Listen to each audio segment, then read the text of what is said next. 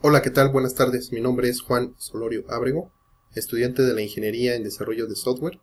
El tema que voy a exponer es el neoliberalismo y la globalización de la materia Contexto Socioeconómico de México, de la Universidad Abierta y a Distancia de México. El modelo neoliberal es una política económica la cual tiene su origen en el liberalismo clásico y se caracteriza por la defensa del libre mercado y la limitación del Estado en los asuntos económicos.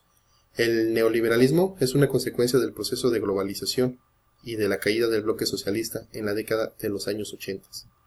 Los principales cambios que se implementaron en nuestro país a raíz de la aplicación de las políticas neoliberales son los siguientes. Como primer punto tenemos la restricción de la intervención del Estado en los asuntos económicos.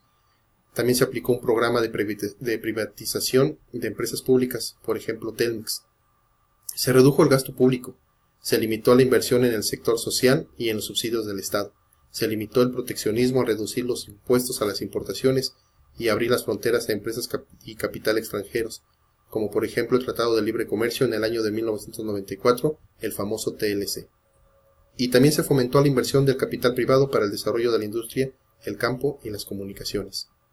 Para el sexenio gobernado por el licenciado Miguel de la Madrid Hurtado, se comienza con una economía orientada al mercado internacional, ya que se ve como una única salida a la recesión y el estancamiento de la actividad productiva de nuestro país, una etapa caracterizada principalmente por la hiperinflación y considerada como una década perdida, producida por una crisis de la deuda externa y del petróleo. Con la introducción del neoliberalismo como modelo económico de México, el Estado perdió industrias importantes, una de ellas es Telmex. Esta industria, a pesar de estar manejada por el gobierno, es sostenida por particulares. El transporte público en la actualidad es llevado también por particulares. También, el Estado pierde fuerza día a día con respecto a los aspectos económicos del país. El presidente que tuvo más importancia en este modelo económico fue Carlos Salinas de Gortari, ya que buscó el Tratado de Libre Comercio, que consiste en abrir el mercado para la importación y exportación de productos entre México, Estados Unidos y Canadá. Este modelo, que hasta el sexenio del presidente Ernesto Zedillo pretendía reducir el gasto público, combatir a la inflación, la estabilidad financiera y el fortalecimiento del ahorro interno, se propuso reemplazar el Estado obeso y sustituirlo por uno fuerte y eficiente. En adelante el empresariado nacional sería el encargado de reactivar y llevar a cabo el nuevo impulso económico del país.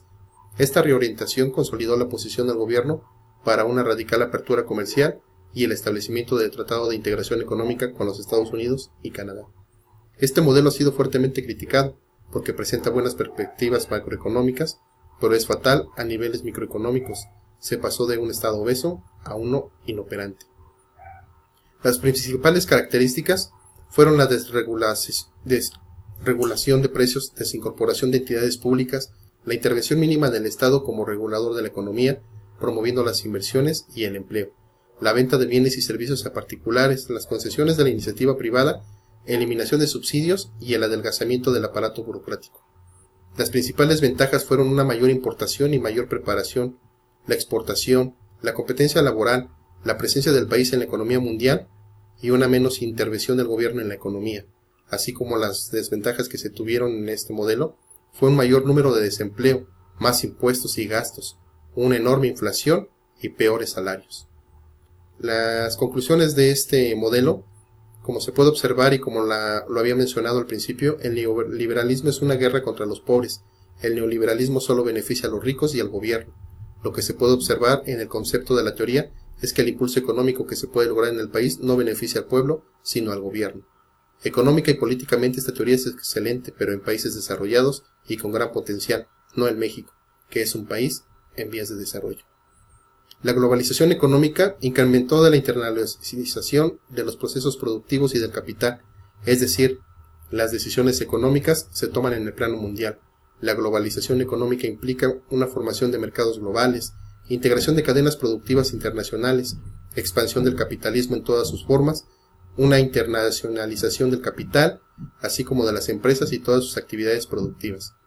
La globalización económica ha provocado una profundización de las relaciones económicas internacionales, la transnacionalización de la economía a nivel mundial, un incremento de la especulación financiera internacional y el aumento de la dependencia e interdependencia de todos los países. El proceso de globalización es un proceso económico, político y social, que si bien es cierto no es nuevo, ha sido retomado con mayor énfasis en los países en desarrollo como premisa específica para lograr un crecimiento económico y erradicar con esto la pobreza. Pero este fenómeno en ningún momento fue concebido como modelo de desarrollo económico, sino más bien como un marco regulatorio de las relaciones económicas internacionales entre los países industrializados. Las consecuencias del proceso de globalización fueron los costos laborales. Los más importantes en este aspecto es el desnivel de estos costos en los países desarrollados respecto a los que están en vías de desarrollo, como su enorme variación en los últimos 10 años.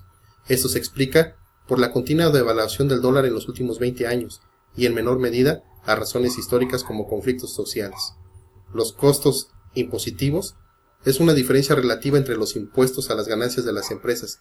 Tiene muchas divergencias entre los países en desarrollo y los desarrollados, debido en gran medida a las existencias de impuestos que muchos países en desarrollo otorgan a sus zonas francas.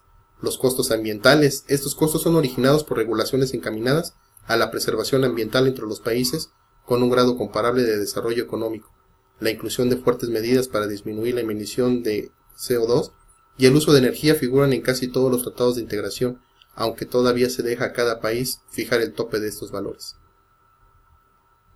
Esta es la bibliografía de donde me basé para sacar la explicación del tema, que es el archivo en PDF que nos fue proporcionado por nuestra asesora. Muchísimas gracias. Hasta luego.